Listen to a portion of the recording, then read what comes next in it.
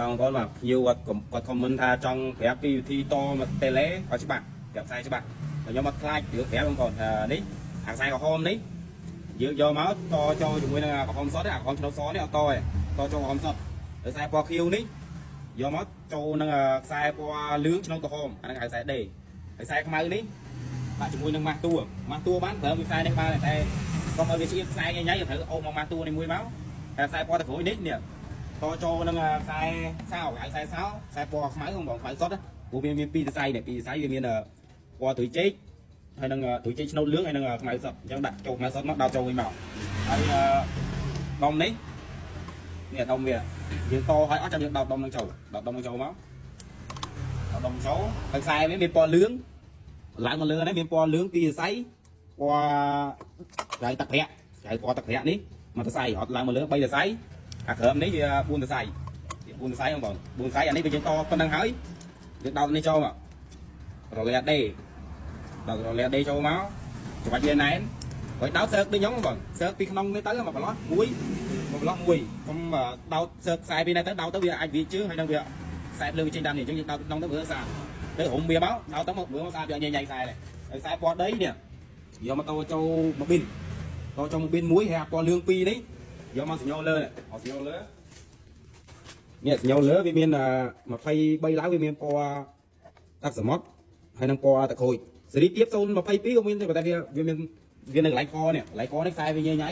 22តផ្សេង23ឡើងតផ្សេងតឆាតញូយុបទៅចង់កាក់ក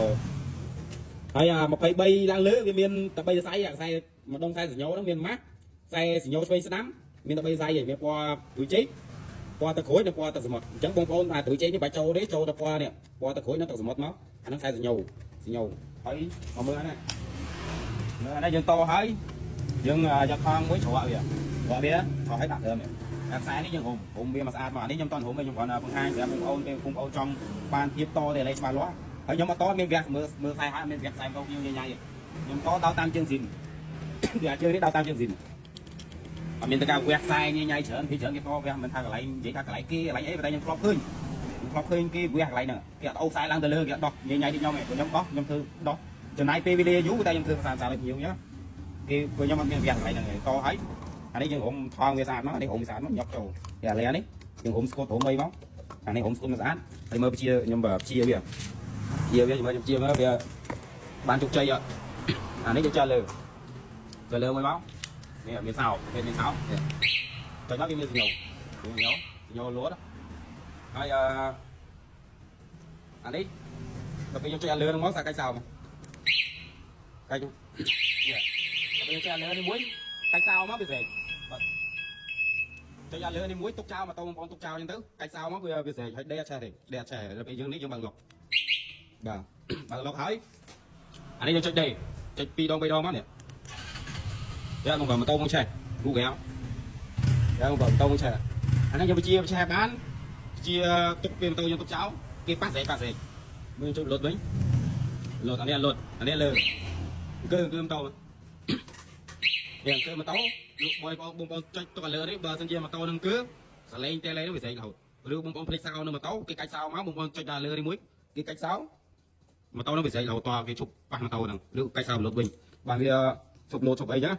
ចាំបើសិនជាបងប្អូនមានតម្រូវការតតេឡេដោតតាមជើងស៊ីនតឲ្យមកស្អាតអាចទៅមកបានបងបងប៉ុណ្ណឹងបងនេះហើយតមកតមកពីចំចៅហើយតឲ្យខ្ញុំពីសញ្ញោគាត់បងប្អូនតែគាត់យកសញ្ញោនេះគាត់យកភ្លើងស្តុបក្រោយមករាប់ពីភ្លើងស្តុបក្រោយឲ្យខាងខ្ញុំតតេឡេខ្ញុំពីសញ្ញោ4គ្រាប់បងប្អូនចង់បានសញ្ញោបានចង់បានភ្លើងស្តុបក្រោយក៏បានដែរទីទៀតខ្ញុំមានប្រូម៉ូសិនខ្លាំងនឹងមានប្រភេទនេះជាស្នាប់ដៃដែរអីចឹងបើសិនជាបងប្អូនចង់តតេឡេអាចតាមដាន TikTok ខ្ញុំឬ page ខ្ញុំ Facebook ខ្ញុំមានប្រូម៉ូសិនចាំបើសិនជាបងប្អូនមានតម្រូវការតតេឡេបិទស្គនតឡាស៊ីនតូក្រុមមេជើងក្រោមបិទដងពណ៌បិទ UV ឡាននេះអាចទៅមកបានបងប្អូនអរគុណ